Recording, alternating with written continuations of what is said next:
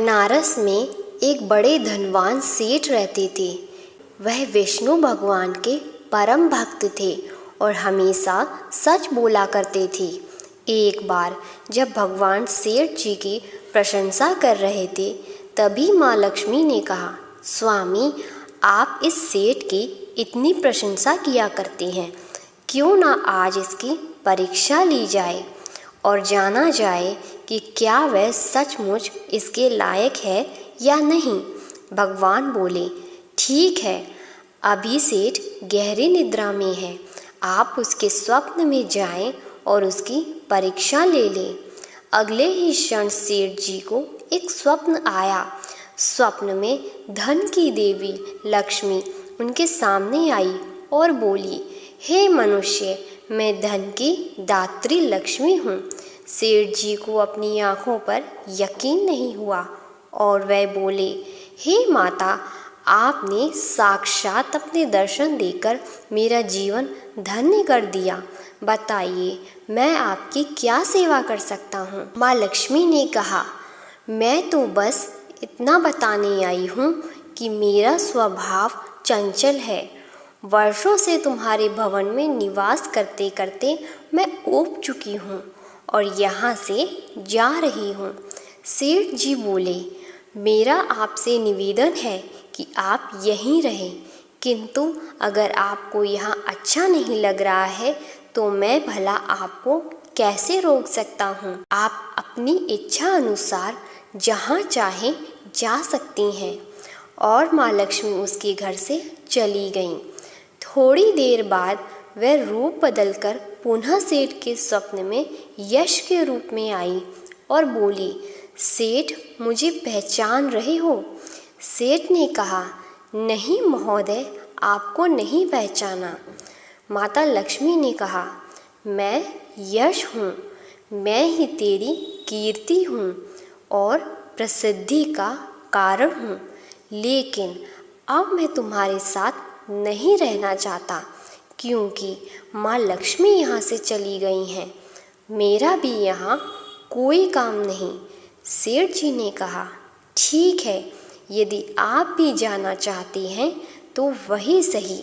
सेठ जी अभी भी स्वप्न में ही थे और उन्होंने देखा कि वह दरिद्र हो गए और धीरे धीरे उनके सारे रिश्तेदार व मित्र भी उनसे दूर हो गए हैं। यहाँ तक कि जो लोग उनके गुणगान किया करते थे, वे भी अब बुराई करने लगे हैं। कुछ और समय बीतने पर माँ लक्ष्मी धर्म का रूप धारण कर पुनः सेठ के स्वप्न में आई और बोली, मैं धर्म हूँ। माँ लक्ष्मी और यश के जाने के बाद मैं भी इस दरिद्रता में तुम्हारा साथ नहीं दे सकता, मैं जा रहा हूँ। सेठ जी ने कहा, जैसी आपकी इच्छा। सेठ ने उत्तर दिया और धर्म भी वहाँ से चला गया। कुछ और समय बीत जाने पर माँ लक्ष्मी सत्य के रूप में स्वप्न में प्रकट हुई और बोली, मैं सत्य हूँ। लक्ष्मी, यश और धर्म के जाने के बाद अब मैं भी यहाँ से जाना चाहता हूँ। ऐसा सुन सेठ जी ने तुरंत सत्य के पांव पकड़ लिए और बोले, हे महाराज, मैं आपको नहीं जाने दूंगा। भले ही सब मेरा साथ छोड़ दे, मुझे त्याग दें, पर कृपया आप ऐसा मत करिए। सत्य के बिना मैं एक क्षण नहीं रह सकता। यदि आप चले जाएंगे तो मैं तत्काल ही अपने प्राण त्याग दूंगा। लेकिन तुमने बाकी तीनों को बड़ी आसानी से जाने दिया, उन्हें क्यों नहीं रोका? सत्य ने प्रश्न किया था। सेठ जी बोले, मेरे लिए वह तीनों भी बहुत महत्व रखते हैं, लेकिन उन तीनों के बिना भी मैं भगवान के नाम का जाप करते करते उद्देश्यपूर्ण जीवन जी सकता हूँ। परंतु यदि आप चले गए तो मेरे जीवन में झूठ प्रवेश कर जाएगा और मेरी वाणी अशुद्ध हो जाएगी। भला ऐसी वाणी से मैं अपने भगवान की वंदना कैसे कर सकूँगा? मैं तो किसी भी कीमत पर उनके बिना नहीं रह सकता। सेठ जी का उत्तर सुन सत्य प्रसन्न हो गया और उसने कहा, तुम्हारी अटूट भक्ति ने मुझे यहाँ रुकने पर विवश कर दिया और अब मैं यहाँ से कभी नहीं जाऊँगा। और ऐसा कहते हुए सत्य अंतर्ध्यान हो गया। सेठ जी अभी भी निद्रा में थे। थोड़ी देर बाद स्वप्न में धर्म वापस आया और बोला, तुम्हारे पास ही रहूँगा क्योंकि यहाँ सत्य का निवास है। सेठ जी ने प्रसन्नतापूर्वक धर्म का स्वागत किया।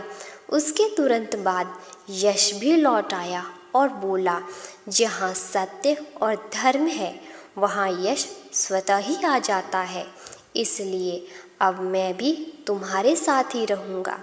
सेठ जी ने यश की भी आवभगत की और अंत में माँ लक्ष्मी आई। उन्हें देखते ही सेठ जी ने नतमस्तक होकर बोले, हे देवी, क्या आप भी पुनः मुझ पर कृपा करेंगी? माता लक्ष्मी बनारस में एक बड़े धनवान सेठ रहते थे और यश वह विष्णु भगवान के परम भक्त थे और हमेशा सच बोला करते थे। एक बार जब भगवान सेठ जी की प्रशंसा कर रहे थे तभी माँ लक्ष्मी ने कहा, स्वामी, आप इस सेठ की इतनी प्रशंसा किया करते हैं, क्यों ना आज इसकी परीक्षा ली जाए और जाना जाए कि क्या वह सचमुच इसके लायक है या नहीं। भगवान बोले, ठीक है, अभी सेठ गहरी निद्रा में है, आप उसके स्वप्न में जाएं और उसकी परीक्षा ले लें। तो अगले ही क्षण सेठ जी को एक स्वप्न आया। हमारे स्वप्न में धन की देवी लक्ष्मी